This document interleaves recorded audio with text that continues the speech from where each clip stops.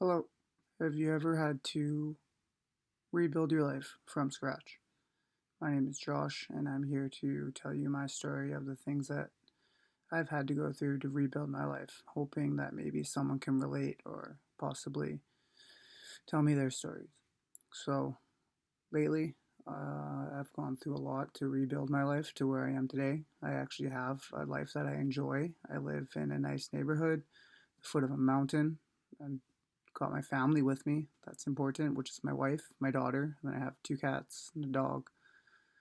Basically, the years leading up to this was a struggle to get to this point, um, mainly from getting over drinking addiction, tobacco addiction, weed smoking addiction, um, not keeping a steady job. There's a lot of loss that's happened in my life. I've gone through a lot of things that I have overcome, and I just like to share my story to whoever wants to hear how they can possibly overcome these challenges for themselves.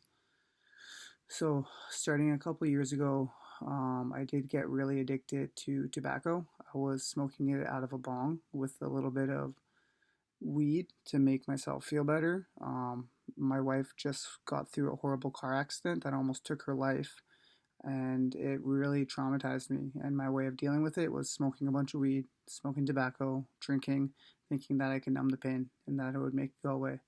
Didn't make it any better. If anything, it just made it worse.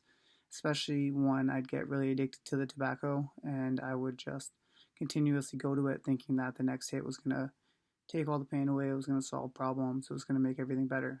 Um, Eventually, till one day I took a popper that was way too big, and it ended up making me almost black out and laying on the grass wondering, what am I going to do? Am I going to die? This was way too much tobacco, really messed me up. And at that point, I put the tobacco down for a bit and really thought about the better ways to deal with these issues. Um, from there, just ended up getting worse and worse. Like, I ended up breaking up with my wife. I was kicked out. We were separated for 6 months. Didn't get to see my daughter very often. I started drinking more. I crashed my car at the time.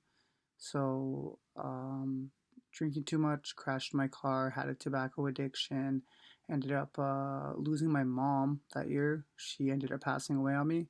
And after losing my mom, I ended up going off the rails on my diet, and that really messed up my stomach, ended up making me sick, ended up losing my job, and I was already on the fence about my job, not liking it. It's tough work. I'm in construction. I do ironwork and I used to tie rebar, and it's a really difficult trade that I'm not too fond of. So when I lost my job, I wasn't too gung ho to go right back into it. But eventually, I did come across some work because of the new car that I had at the time was reliable. So I thought, why don't I be a delivery driver for Skip the Dishes? And that's what I did. I signed up, got a job delivering food for Skip the Dishes in the city. So I was able to make a decent income, enough to pay my bills and just barely scrape by. Um, Long term was not a good choice, but for the time being, it did save my ass, and I was able to pay off those bills and be able to stay afloat. So, yeah, I was pretty much at the lowest point of my life at that point a couple years ago. No wife, no kid, mom was gone, crashed the car, didn't have a job, was working temporarily to skip the dishes. I was drinking almost every day. I was smoking weed, smoking tobacco, vaping, just no diet, no exercise, not taking care of myself. I was in a really, really low point in my life, to the point where I ended up drinking too much and went through a really bad suicidal spout where the room was just spinning and I wanted it to end. All I can think about was ending my life. And I went through the whole night fighting it, trying to call anybody at all, trying to talk to anybody. Nobody was answering. I was all alone. I was drunk. Everything was spinning. And I remember I had to call the suicide hotline and talked to somebody there. And it was the advice they gave me was just horrible. He's like, you should just go check yourself into the hospital. That's the best thing you could do. And from what I understand of other people that have gone to the hospital is they do not help you there. They're just going to give you drugs and they're going to tell you that you're okay and they're going to send you back out into the world without helping your problem at all. No sympathy, no solutions there. So I just toughed it out and walked around all night calling people, hoping somebody would answer the phone. Nobody answered the phone. And I just, yeah, walked it off until the next morning where I was sobered up and realized that this is not the life I want to live. So eventually I did try to um, get things together, tried to better my life, obviously. Um,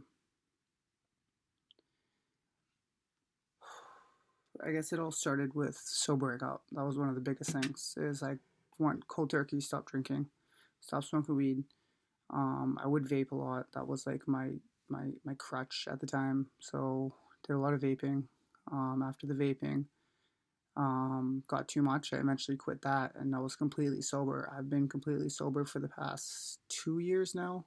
2 years, no weed, no liquor, no nicotine, and I've been setting goals. I've been dealing with my problems. I've kept a steady job.